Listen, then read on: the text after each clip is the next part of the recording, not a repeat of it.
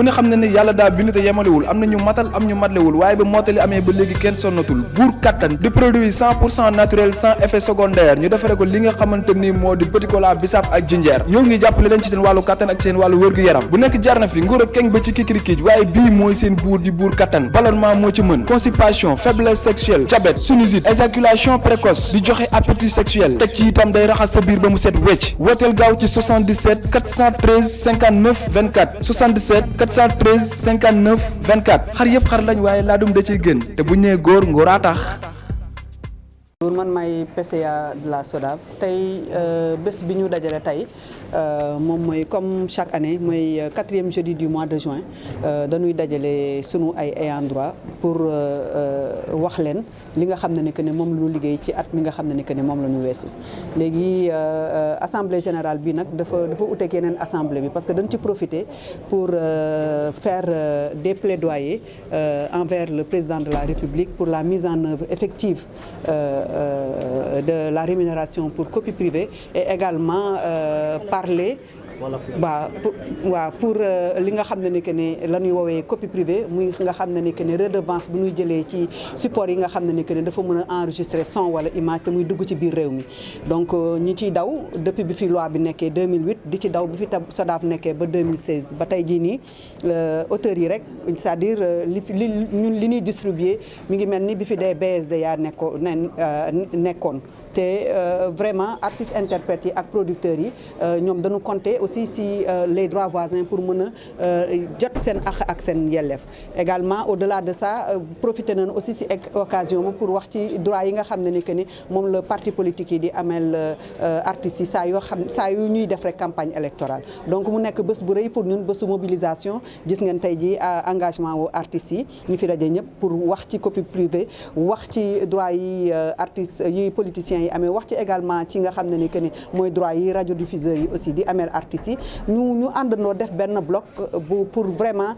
taxaw tem pour que yooyu noonu suñu ak suñu ay yelleef ñu delloo ñu ko. waaw ñun biñ ko xayma parce que xam nga ñun am na boo xoolee loi wu 2008 bi nga xam ne ni que ni moom la Sénégal loi sur le droit d'auteur et les droits voisins bi nga xam ne ni que ni moom la Sénégal adopté en 2008.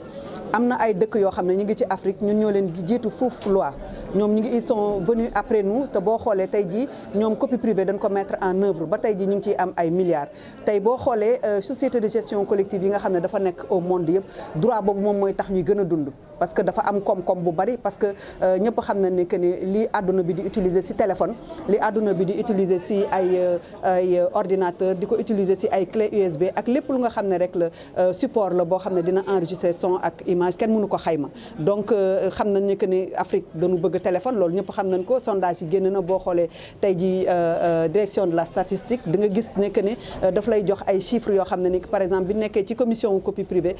defoon nañu étude boobu ci biir nga xam ne ñoom ñooy membre te gis nañ ne que ni perte yi dafa bari perte bi nga xam ne ni que ni mën nañ ko xayma at bu nekk rek artistes yi mën nañu perdre lu mu néew ñaari milliards ñun buñ ko xaymeeg SODAV bi mu fi nekkee léegi ci 2016 fin 2016 ba tey ji ëpp na fukki milliards te tey ji ki nga xam ne ni que ni daf lay dimbale certes baax na li ñuy jox mais li ñuy dimbale néew na trop ci li nga xam ne ni que ni mooy droit bi nga xam ne ni que ni war nañ ko jot ci affaire copie privée loolu nag ñu bëgg ci taxaw temm parce que débat bi yàgg na sensibilisation bi yàgg na gis nañu autorités yi gis nañ leen plusieurs fois ñi nga xam ne ni que ni c'est des hommes influents de la culture gis rencontré nañu président de la République moom tamit ñu wax fa dëgg yàlla que jàpp bi muy jàpp ci SODAV jàpp bu ndax subvention bi mais ñun tamit dañu bëgg que suñu àq ak suñu yelleef boobu ñu taxaw ci temm ñu delloo ñu ko parce que li ñuy perte kenn duñu ko rembourser donc il est temps que ñu jox ñu ko parce que support yooyu directeur wax na ko sànq ñi ngi commencé di wàññeeku fu mu ne amuñu fin wu CD existé tout pratiquement clé USB ça a tendance à disparaître donc li ñu fi dese moom mooy téléphone ak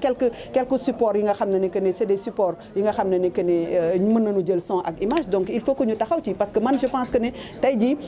même li nga mettre en œuvre la rémunération pour copie privée dafa nekk ci bokk ci loo xam ne dafay taaral bilan wu aussi wu président de la République donc dafa am solo tey jii ñun ñëpp ñu taxaw adressé wu ci président de la République bi nga xam ne ni que ni moom mooy premier protecteur des des arts et des artistes pour mu taxaw ñu dimbale ñu nu gaaw pour que copie privée boobu ñu mettre ko en œuvre sinon gestion collective dina dew ci mim réew. loolu moom mënta ne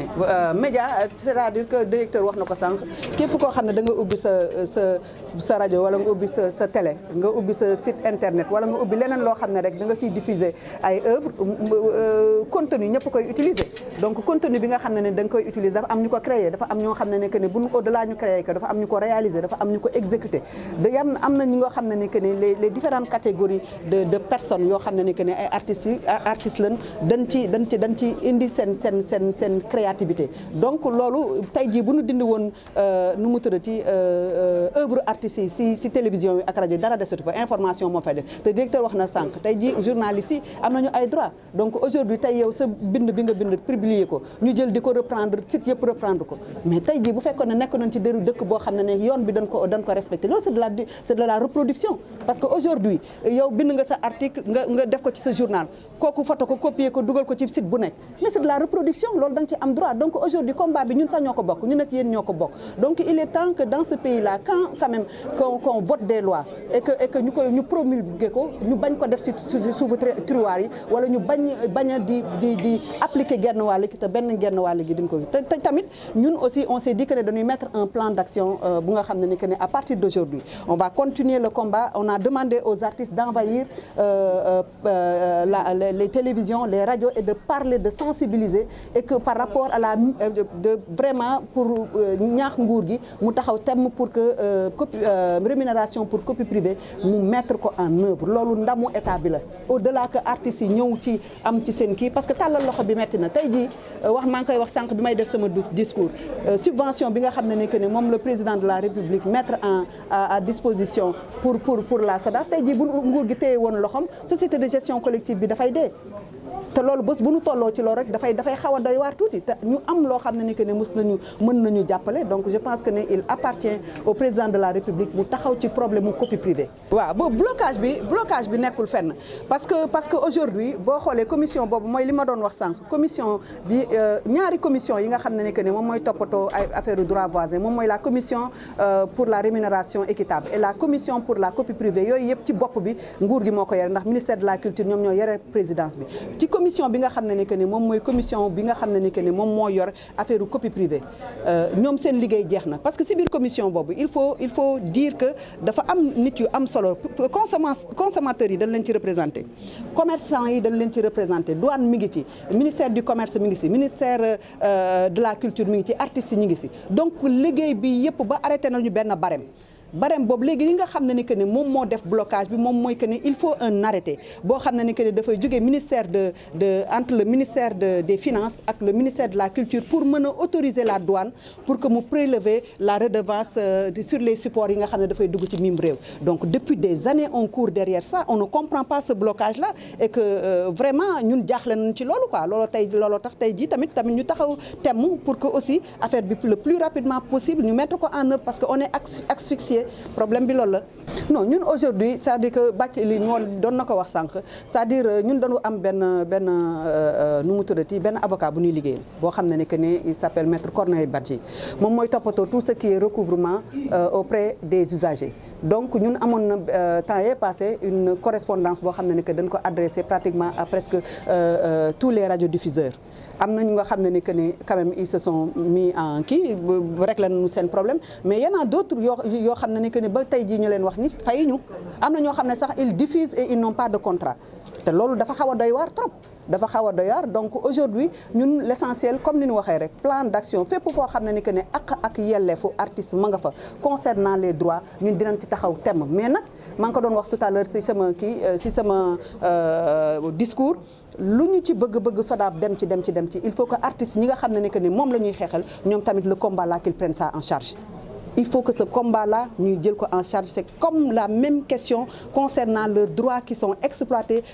durant les campagnes électorales il faut que ñoom kenn le cachet bi nga xam ne que ni moom la ñuy fay artiste pour mu defal leen benn single wala mu feccal leen benn fecc créer leen benn affaire dafa ute ak le paiement du droit d'auteur loolu dafa am solo il faut que artistes yi ñu taxaw ci thème xeexal ko seen bopp ñu nekk benn bloc que les problèmes yi nga xam ne que ni moom la ñu am ñu àndandoon ci taxaw ci thème pour ñu régler ko Je m'appelle Ali Bathily, je suis le directeur général de la SODAV. Je vais parler plutôt de rémunération pour copie privée et que le combat même précède 2018 parce que c'est depuis 2008 avec l'adoption de la loi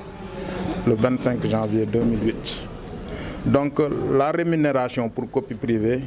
est une rémunération qui découle d'une exception qui a été accordée par la loi, c'est-à-dire une atteinte autorisée par la loi pour respecter la liberté d'information, la liberté des consommateurs. Mais comme toute expropriation au plan juridique, la loi est tenue d'accorder une compensation pour ne pas dire une réparation. C'est ça le sens de la rémunération pour copie privée. C'est une rémunération qui s'applique à tout appareil qui sert à reproduire ou stocker une œuvre de l'esprit. Et justement, c'est une rémunération qui, au plan financier, est extrêmement importante. L'on aura constaté que toute sa pertinence durant la pandémie et que ça a permis à beaucoup de pays, si je prends l'exemple des pays européens, beaucoup de sociétés européennes ont pu développer une véritable résilience économique grâce à la mise en œuvre de cette rémunération dans leur pays. L'IMOA, qui est l'instance sous-régionale économique, l'a tellement bien compris qu'elle est en train de travailler d'arrache-pied même sur un projet de directive. Au Sénégal, il y a une commission qui a été mise sur pied, qui a fait tout le travail technique nécessaire, qui a même défini un taux de 2,5% sur la valeur CAF. Maintenant, le problème se situe à un niveau. Est-ce que c'est un non? Ce n'est pas un taux. C'est une rémunération, c'est une compensation, c'est une réparation. Je pense qu'on n'a pas besoin de toute cette littérature fiscale, économique ou autre pour parler de rémunération équitable. C'est quelque chose qui est dit aux artistes. Dans ce pays-là, à chaque fois, on reconnaît des droits qui sont accordés aux uns et aux autres. Et je pense que ce droit-là permettrait aussi un meilleur financement de la culture. L'État est en train de beaucoup retenir sous perfusion le secteur culturel, alors qu'avec cette rémunération, je pense que les gens auraient pu avoir accès à ce qui leur est dit,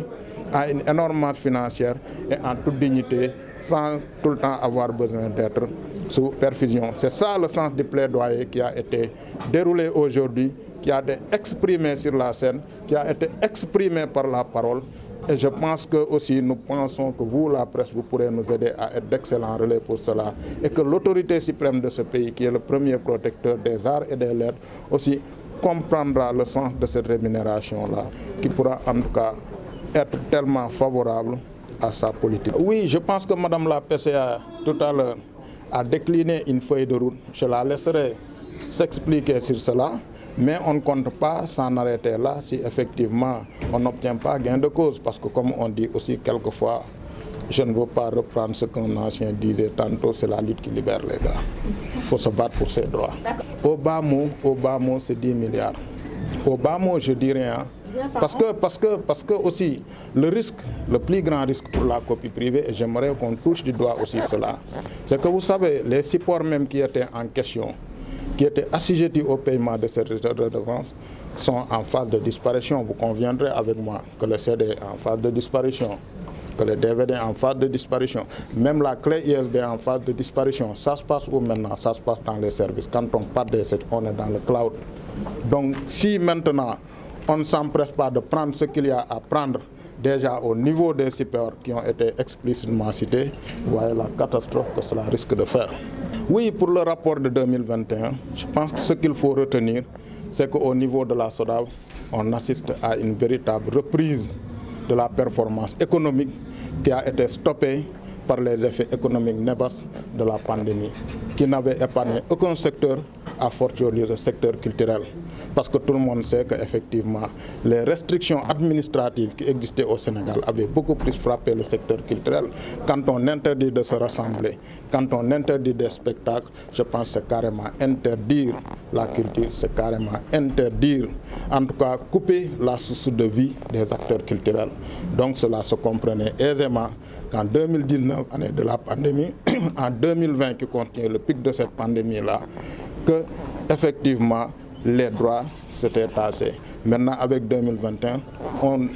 commence à constater une reprise timide Parce que même les spécialistes le disent, hein, il faut compter dans les années 2025 pour avoir une véritable normalisation même des secteurs si toutefois il n'y aura pas d'autres variants. Voilà. Cette année, on a constaté quand même plus de 56% voilà, de hausse en termes de redistribution.